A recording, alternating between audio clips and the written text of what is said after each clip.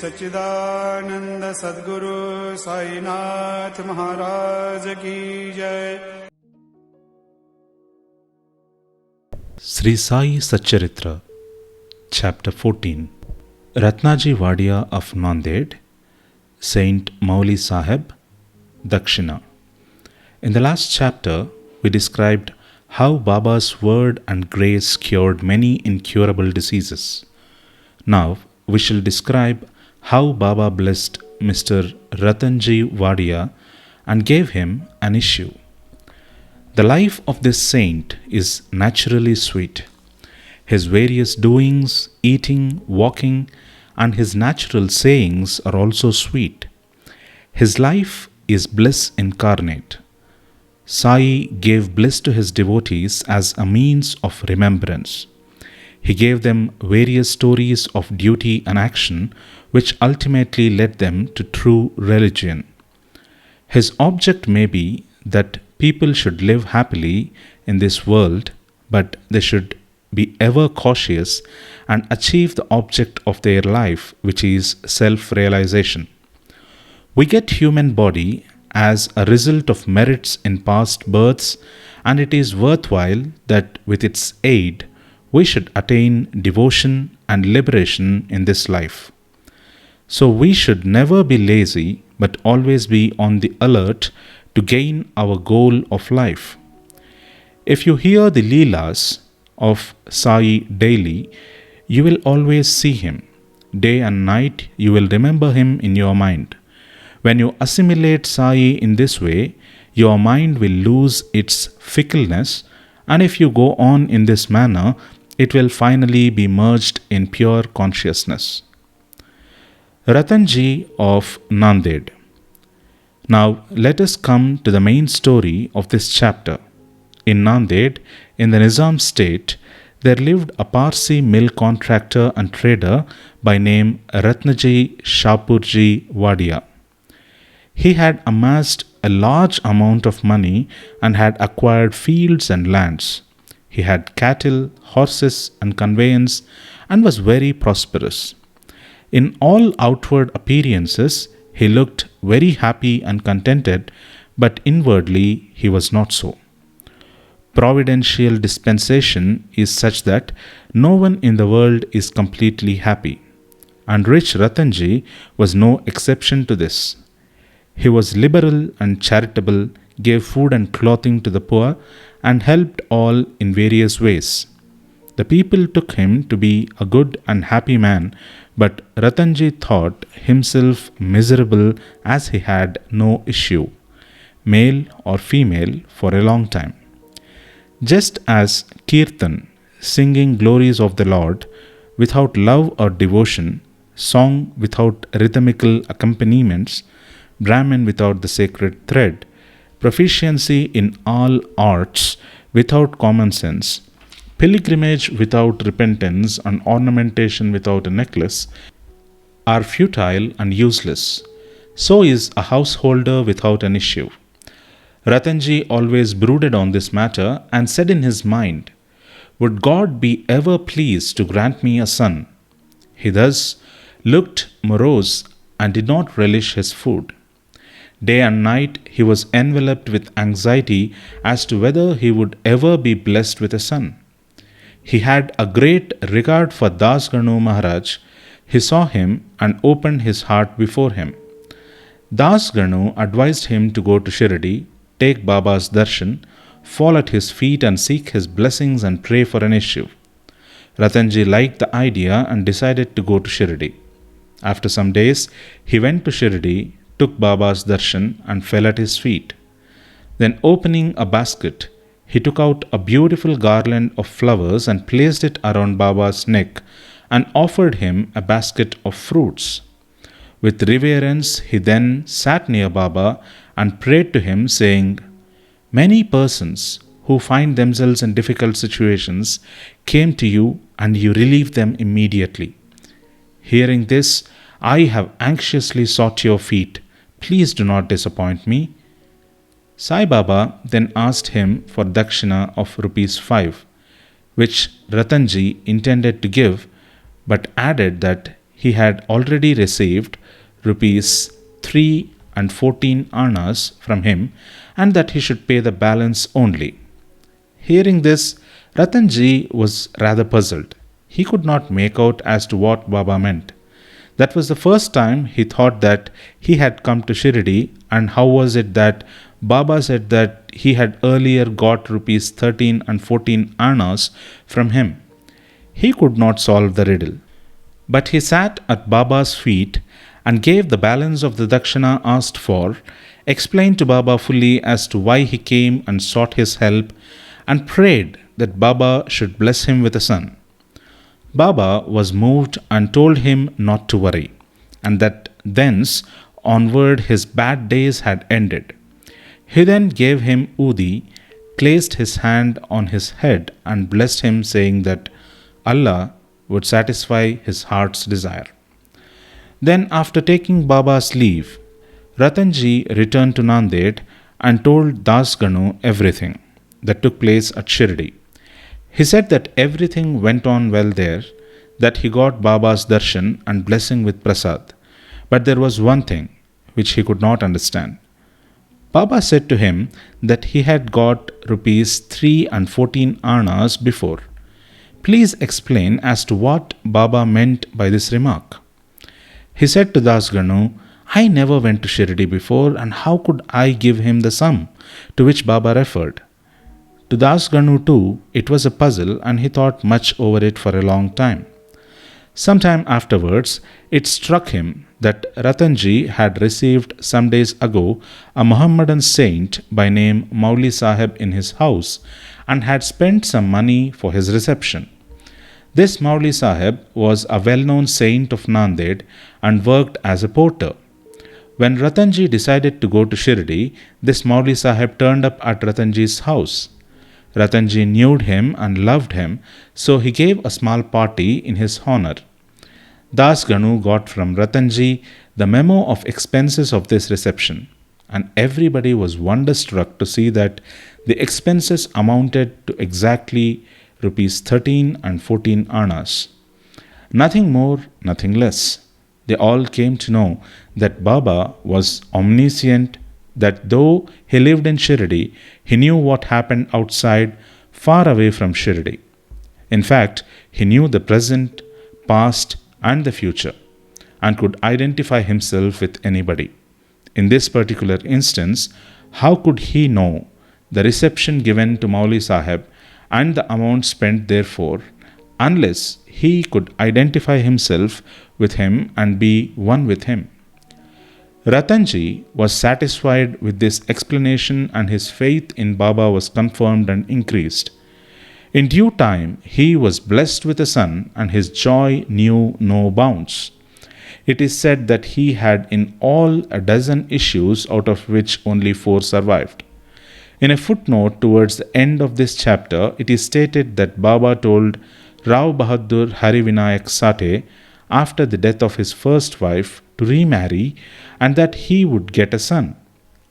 R.B. Sate married second time. The first 2 issues by this wife were daughters, and he therefore felt very despondent. But the third issue was a son. Baba's word did come true, and he was satisfied. Dakshina. Now, we shall close this chapter with a few points about Dakshina. It is a well-known fact that Baba always asked for Dakshina from people who went to see him. Somebody may ask a question. If Baba was a fakir and perfectly non-attached, why should he ask for Dakshina and care for money? We shall consider this question broadly now. First, for a long time, Baba did not take anything. He stored burnt matches and filled his pocket with them. He never asked anybody for anything, whether he be a devotee or otherwise. If anybody placed before him a paisa or 2, he purchased oil or tobacco. He was fond of tobacco, for he always smoked a bidi or chillum. Then some persons thought that they should not go to the saints empty-handed, and therefore placed some copper coins before Baba. If a paisa was placed before him, he used to pocket it. If it was 2 paise coin, it was returned immediately. Then, after Baba's fame had spread far and wide, people began to flock in numbers, and Baba began to ask dakshina from them. It is said that in the Shruti Veda, that puja of the gods is not complete unless a golden coin was offered. If a coin was necessary in the puja of the gods, why should it be not so in the puja of the saints? Ultimately, the Shastras laid it down that when one goes to see God, king, saint, or guru, he should not go empty handed. He should offer something, preferably money. In this connection, we may notice the precepts recommended by the Upanishad. The Brihadaranyaka Upanishad says that the Lord Prajapati advised the gods, men, and demons by one letter, the. The gods understood by this letter that they should practice Dhamma, that is, self control. The men thought or understood that they should practice Dana, that is, charity. The demons understood that they should practice Daya, that is, compassion. To men, charity or giving was recommended. The teacher in the Taittiriya Upanishad exhorts his pupils to practice charity and other virtues. Regarding charity, he says, give with faith, or even without it, give with magnanimity, that is, liberally, give with modesty, awe, and sympathy, in order to teach the devotees the lessons of charity and to remove their attachment to money and thus to purify their minds. Baba extracted dakshina from them, but there was this peculiarity, as Baba said, that he had to give back 100 times more of what he had received. There are many instances in which this had happened. To quote an instance, Mr. Ganpatrao Bodas, the famous actor, says in his Marathi autobiography that on Baba's pressing him often for dakshina, he emptied his money bag before him. The result of this was, as Mr. Bodas says, that in later life he never lacked money as it came to him abundantly. There were also secondary meanings of dakshina in many cases, in which Baba did not want any pecuniary amount. To quote 2 instances, one, Baba asked rupees 15 as dakshina from Professor G.G. Narke, who replied that he did not have any money. Then Baba said, I know you have no money, but you are reading Yoga Vashishta. Give me dakshina from that. Giving dakshina in this case meant deriving lessons from the book and lodging them in the heart, where Baba resides. 2. In the second case, Baba asked a certain lady, Mrs. R.A. Tarkhad, to give rupees 6 as dakshina. The lady felt pained as she had nothing to give. Then her husband explained to her that Baba wanted 6 inner enemies, lust, anger, avarice, etc., to be surrendered to him. Baba agreed with this explanation. It is to be noted that though Baba collected a lot of money by dakshina, he would distribute the whole amount the same day and the next morning. He would become a poor fakir as usual. When Baba took his Mahasamadhi, even after receiving thousands and thousands of rupees as dakshina for about 10 years, he had only a few rupees in his possession. In short, Baba's main object in taking dakshina from his devotees was to teach them the lessons of renunciation and purification. Postscript. Mr. B.V. Dev of Thana, retired Mamaltadar and a great devotee of Baba, has written an article on this subject, dakshina, in Sri Sai Leela magazine, volume 2, page 6 to 26, in which he says as follows: Baba did not ask dakshina of all. If some gave dakshina unasked, he sometimes accepted and at other times refused it. He asked it of certain devotees only. He never demanded it from those devotees who thought in their minds that Baba should ask for it and then they should pay it. If anybody offered it against his wish, He never touched it, and if he kept it there, he asked him to take it away. He asked for small or big amounts from devotees. According to their wish, devotion, and convenience, he asked it even of women and children. He never asked of all the rich for it, nor for all the poor. Baba never got angry with those of whom he asked dakshina and who did not give it.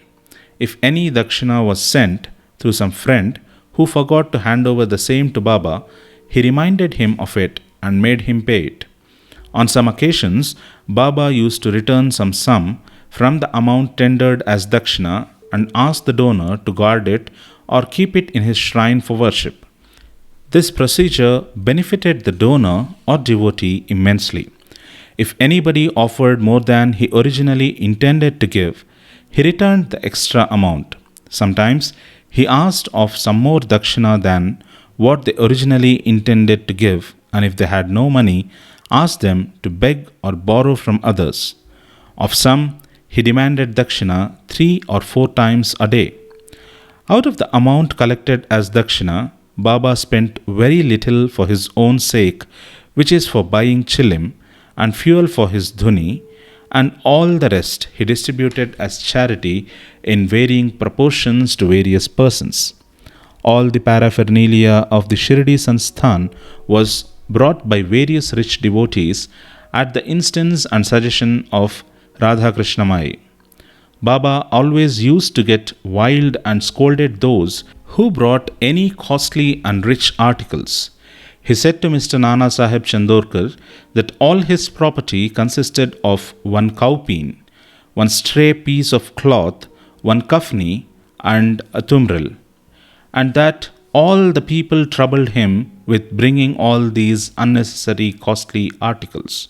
Women and wealth are the two main obstacles in the way of our Paramartha, spiritual life, and Baba had provided in Shirdi 2 institutions, which is Dakshina and Radha Krishnamai, for whenever they came to him, he demanded Dakshina from them and asked them to go to the school, Radha Krishnamai's house. If they stood these 2 tests well, that is, if they showed that they were free from attachment for women and wealth, their progress in spirituality was rapid and assured by Baba's grace and blessings. Mr. Dev has also quoted passages from the Gita and Upanishads and shown that charity given in a holy place or to a holy personage conduces to the donor's welfare. What is more holy than Shirdi and its presiding deity, Sai Baba? Bow to Sri Sai, peace to be all.